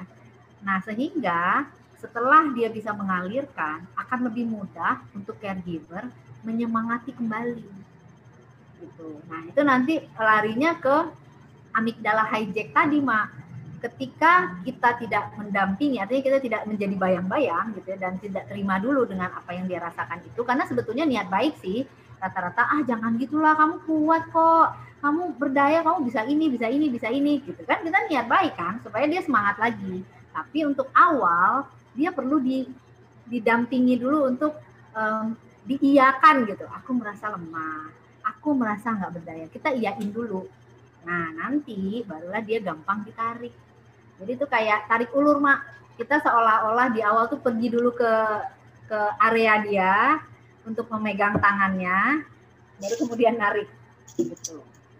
Nah dengan begitu akan lebih mudah untuk menyemangati dia. Karena secara insting ketika kita langsung memberikan, kamu nggak gitu, jangan gitu deh, kamu kuat dan lain sebagainya, itu yang sakit itu merasa nggak diakui bahwa dia sedang merasa lemah. Nah, jadi kita akui dulu, nanti baru kita bantu. Itu kira-kira Mak Inge. Kemudian Mak Anissa, tahapan untuk mengabarkan berita duka ya. Nah ini memang berat sih, Mak. Memang perlu pelan-pelan sekali. Sebagai caregiver itu biasanya kita sudah tahu kondisi orang yang kita rawat. Sekuat apa mentalnya, sekuat apa tubuhnya gitu ya, bagaimana respon dia terhadap situasi atau terhadap informasi-informasi yang disampaikan. Nah, selama merawat kan biasanya kita juga mencermati ya, mau nggak mau gitu, kelihatan.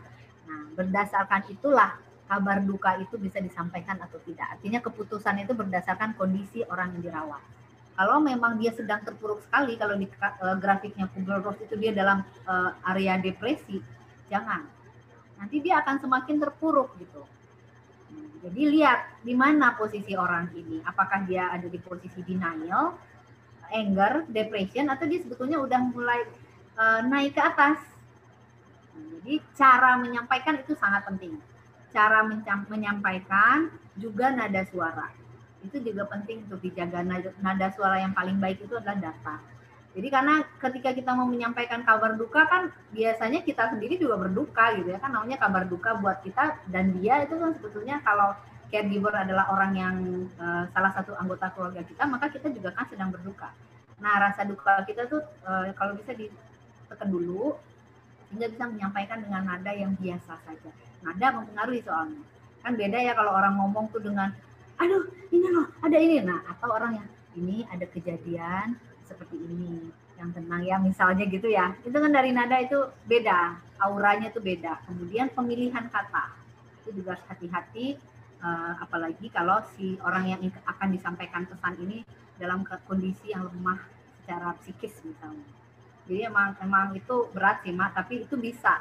Dan lagi juga tingkat kepentingannya perlu dipertimbangkan. Kalau seandainya kabar duka ini hanya akan memperburuk kondisi orang yang sedang sakit, ya untuk sementara mungkin lebih bijaksana kalau disimpan dulu.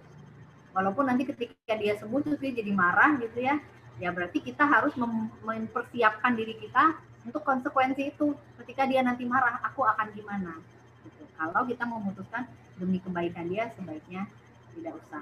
Nah, tapi kalau misalnya kabar duka itu tetap harus disampaikan, ya gitu. Pertama, ajaklah bicara. Bicara hal-hal ringan dulu. Gimana kabarnya? Rasanya hari ini gimana? Nyaman nggak? Ya. Nah, nanti udah ngobrol-ngobrol dan ngobrol-ngobrol. Sebenarnya kita bantuin dia supaya ada di sistem syaraf parasimpatis gitu, Mak. Supaya dia rileks kan, diajak ngobrol, ditanya-tanya. Kalau ada cerita tentang apa yang ringan-ringan gitu. Nah, itu kan dia rileks. Nah, baru sampaikan. Ini ada kabar duka. Kamu bersedia mendengar nggak? Tanya ke orangnya. Karena kadang-kadang ada orang yang sedang sakit tuh dia tahu, oh aku lagi nggak mau dengar berita yang berat. Oh, jadi, tapi kalau dia mau, saya sampaikan. Nah nanti dia akan merespon kan. Kalau itu memang kabar duka yang cukup mendalam untuk dia pasti mungkin nangis. Nah dia tinggal dipeluk, kemudian peluk, tepuk-tepuk untuk menenangkan. Nggak perlu bicara kalau nggak dibutuhkan gitu. Jadi cukup berada aja di situ. Seperti itu kira-kira. Oke, jadi kita harus mampu mengidentifikasi ya, situasinya seperti apa.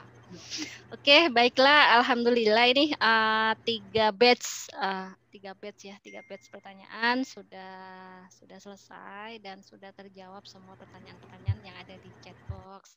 Alhamdulillah, terima kasih banyak Mak Zia atas segala ilmunya.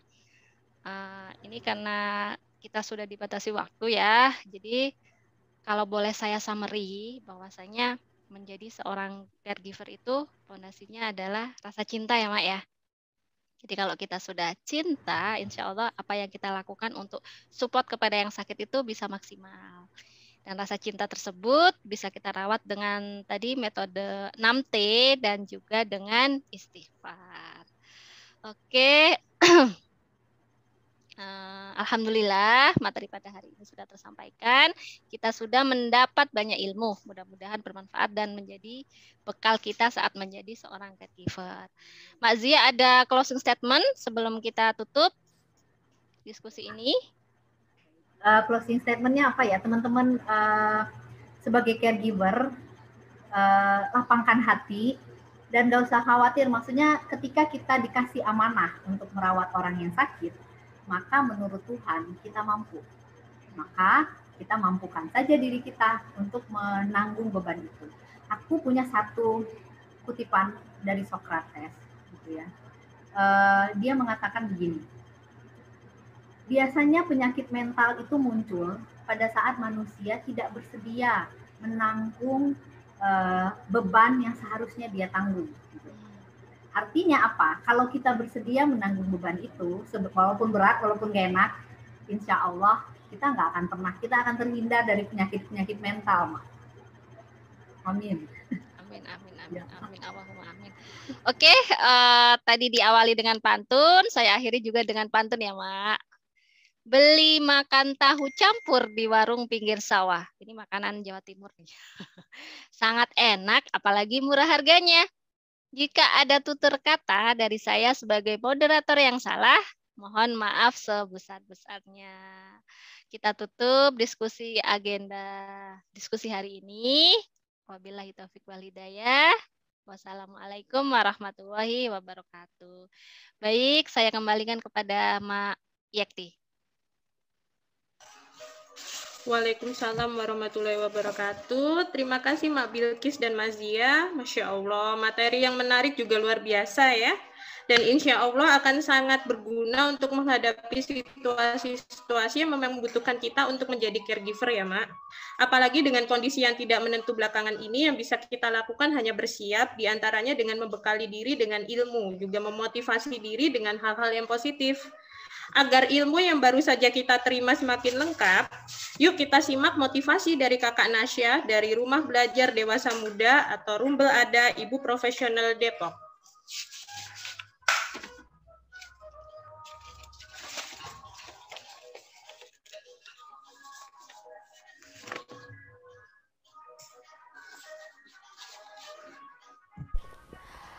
Setiap orang pasti tak ingin merasakan sakit. Hal terpenting adalah jangan pernah putus asa. Aku selalu berdoa semoga cepat sembuh. Sakit ini bukan penghalang untukmu. Kau harus percaya, kan bisa melewati semuanya. Dan apabila aku sakit, Dialah yang menyembuhkan aku. Dalam doa Nabi Ibrahim di surat Asy-Syu'ara ayat ke-80. Allah yang memberikan penyakit, maka Allah lah yang menyembuhkannya. Kita hanya perlu berdoa dan berjuang agar bisa sembuh. Tetap semangat ya.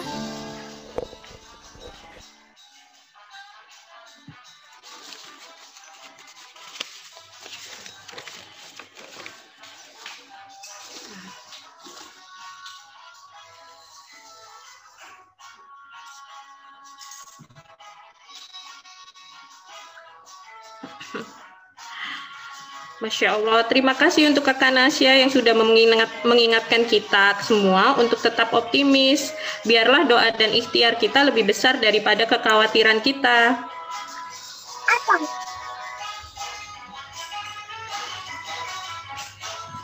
Mak-mak sekalian, sebelum sampai di penghujung acara, saya ingin mengundang Sekretaris Regional Ibu Profesional Depok untuk menutup acara sekaligus memimpin doa bersama. Kepada Mak Meti Suryati, dipersilahkan.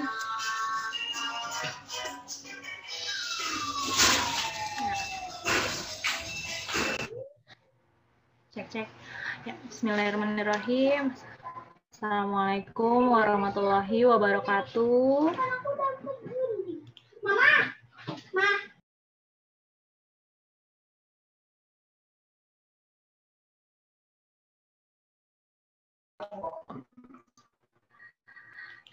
Ya, alhamdulillahirrahmanirrahim ya Ma, hari ini tuntas sudah rangkaian acara IDKC IP Depok Charity Event tahun 2021 yang dialokasikan dananya nanti untuk teman-teman member IP Depok yang terdampak pandemi COVID-19. Ya, ucapan terima kasih dari lubuk hati yang paling dalam saya haturkan kepada teman-teman panitia yang telah sepenuh hati menyukseskan acara IDKC 2021 ini. Selain itu, tentu saja terima kasih juga kepada narasumber yang telah berkenan membagi ilmunya untuk kita. Semoga acara ini bisa bermanfaat untuk kita ya, Mak. Tak lupa, ya, yang paling penting dalam acara ini adalah partisipasi teman-teman. Terima kasih kepada partisipan yang telah menjadi donatur dalam acara ini. Tanpa teman-teman semua, acara ini tidak akan berjalan dengan lancar. Sebagai informasi, per hari ini, donasi yang terkumpul adalah 4.846.000. Ya, seperti yang telah diinformasikan, 100% donasi ini akan dialokasikan untuk teman-teman member Ibu Profesional Depok yang terdampak COVID.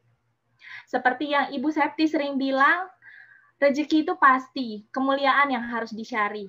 Terima kasih kepada para donatur, terima kasih kepada tim yang sudah membantu.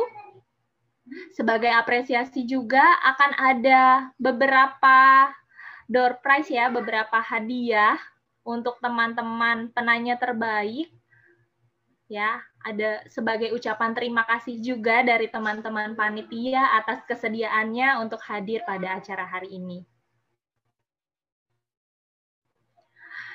Ya, teman-teman, sebelum kegiatan berakhir, mari sejenak kita panjatkan doa pada Sang Pemilik Hidup agar acara hari ini, agar kehidupan kita ke depannya bisa menjadi lebih baik lagi. Bismillahirrahmanirrahim. Ya Allah, ya Rabbi, Sang Maha Pemilik Hidup, sesungguhnya kami hanyalah makhluk-Mu yang lemah. Tiada daya dan upaya tanpa pertolongan-Mu. Ya Allah, telah lama kami rasakan pandemi ini. Beri kami kesabaran untuk terus berjuang, terus bersabar dengan kondisi yang serba membatasi. Ya Allah, kini sehat menjadi sebuah hal yang mahal buat kami. Ampuni kami jika dahulu pernah lalai untuk menjaga rejeki sehat ini. Ya Rabbi, yang Maha Pengasih lagi Maha Pemurah, sembuhkanlah teman-teman kami yang sedang berjuang melawan penyakit yang kini tengah melanda. Sehatkanlah dan berikanlah kesabaran pada teman-teman kami yang terdampak. Berilah bahu yang kuat untuk sahabat kami yang tengah mengurus keluarganya. Ya Allah, ya Rob, sembuhkanlah yang sakit, kuatkan dan sabarkanlah keluarganya. Angkatlah pandemi ini dari bumi kami, ya Allah. Amin, amin, ya Rabbal Alamin. Wassalamualaikum warahmatullahi wabarakatuh. Waalaikumsalam warahmatullahi wabarakatuh. Amin, amin, ya Rabbal Alamin. Terima kasih, Mak Meti. Semoga doa kita semua diijabah oleh Allah Subhanahu wa Ta'ala. Dan juga untuk semua donatur, Masya Allah, barakallah, semoga rizki dan segala urusannya dimudahkan juga oleh Allah. Mak-mak yang berbahagia, saatnya acara yang kita tunggu-tunggu ini, yaitu sesi foto. Kita akan berfoto bersama ya, Mak. Silakan membuka video dan berikan senyum termanis ya. Untuk mengabadikan momen indah ini, saya mengundang Mak Roro untuk memimpin. Silakan, Mak Roro. Terima kasih, Mak Yekti. Assalamualaikum warahmatullahi wabarakatuh untuk mak-mak sekalian. Silakan membuka videonya ya, Mak. Saya ingin mengambil gambarnya. Baik, saya hitung dalam hitungan ketiga. 3, 2, 1. Sekali lagi, Mak. Halaman pertama, 3, 2, 1. Baik, halaman kedua. 3, 2, 1. Sekali lagi, Mak. 3, 2, 1. Terima kasih, Mak. Saya kembalikan ke Mak Yekti. Terima kasih, Mak Roro. Selain kenang-kenangan berupa foto yang nanti bisa Mak selipkan di medsos sebagai bentuk dukungan atas acara ini, panitia juga menyediakan hadiah menarik untuk 3 orang dengan pertanyaan terbaik. Siapa saja, Mak, yang beruntung? Kita simak informasinya lebih lanjut melalui WA Group ya, Mak. Jadi, jangan leave grup dulu. Nah, Mak sekalian, sesi foto tadi sekaligus mengakhiri acara Sedekah Ilmu 2 dari Sejuta Tinta Ibu Profesional Depok, yang merupakan bagian dari rangkaian acara kegiatan IDKC Charity Event Ibu Profesional Depok. Saya ingatkan kembali bagi mak-mak yang belum mengisi absensi, silakan melakukan presensi pada link yang ada di chat room yang akan Yang masih dibuka, udah ada ya? Absensinya udah ada belum, Mak? 1, 2. Ya. 1, 2. Untuk komunikasi selanjutnya, kita lanjutkan di... Oh, absensinya belum ada ya?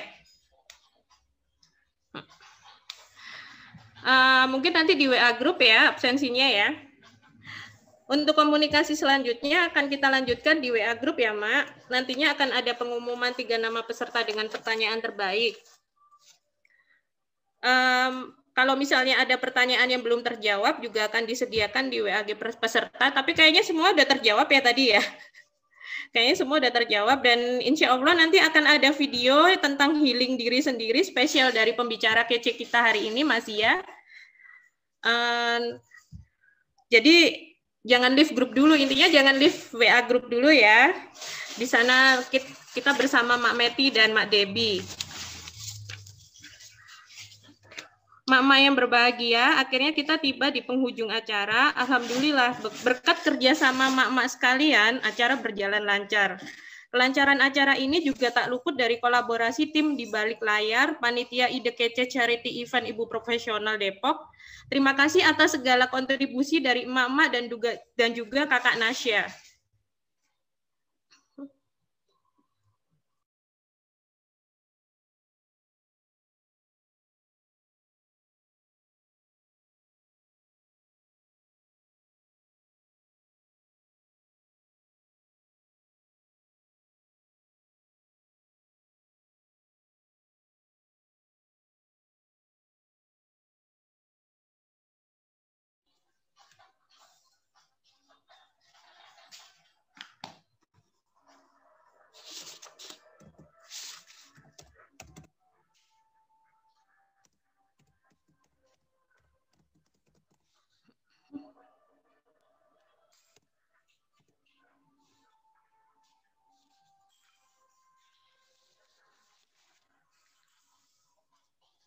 Saya atas nama seluruh panitia yang bertugas mengucapkan terima kasih atas kehadiran dan kontribusi mama sekalian, sekaligus menghaturkan permohonan maaf apabila dalam acara ini terdapat banyak kekurangan ataupun ketidaknyamanan. Saya, Yekti Permatasari, sebagai pembawa acara hari ini mengundurkan diri, pamit undur diri, selamat menjalankan panggilan mulia menjadi caregiver dengan bekal ilmu, kesabaran, dan rasa bahagia agar lelah kita menjadi lilah. Sehat-sehat selalu ya, Mak. Sampai kita bertemu lagi dalam kesempatan lainnya, insya Allah. Wassalamualaikum warahmatullahi wabarakatuh.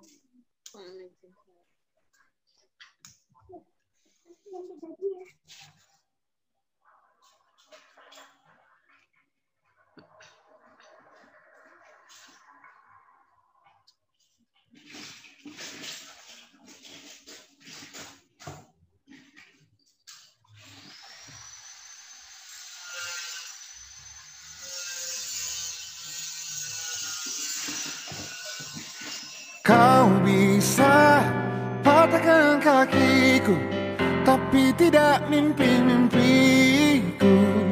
Kau bisa lumpuhkan tanganku, tapi tidak mimpi-mimpiku. Kau bisa merebut senyumku, tapi sungguh tak akan lama. Kau bisa merobek hatiku, tapi aku tahu obatnya. Manusia-manusia kuat, itu kita. Jiwa-jiwa yang kuat, itu kita. Manusia-manusia kuat, itu kita. Jiwa-jiwa yang kuat, itu kita. Kau bisa hitamkan putihku, kau takkan gelapkan apapun. Kau bisa runtuhkan jalanku, kan ku temukan jalan yang lain. Manusia-manusia kuat, itu kita. Jiwa-jiwa yang kuat, itu kita. Manusia-manusia kuat, itu kita. Jiwa-jiwa yang kuat, itu kita. Bila bukan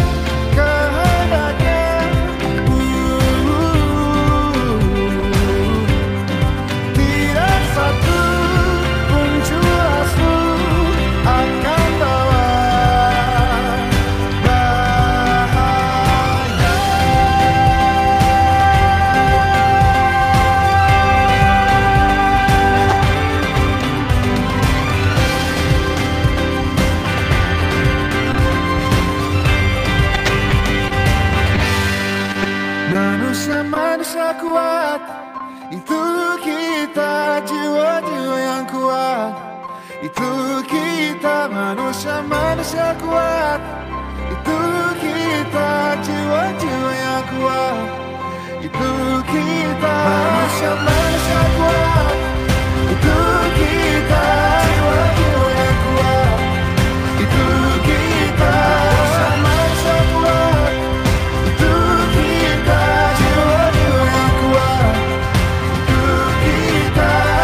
Kau bisa patahkan kakiku, patah tanganku, rebut senyumku, hitamkan putihnya hatiku, tapi tidak mimpi-mimpiku.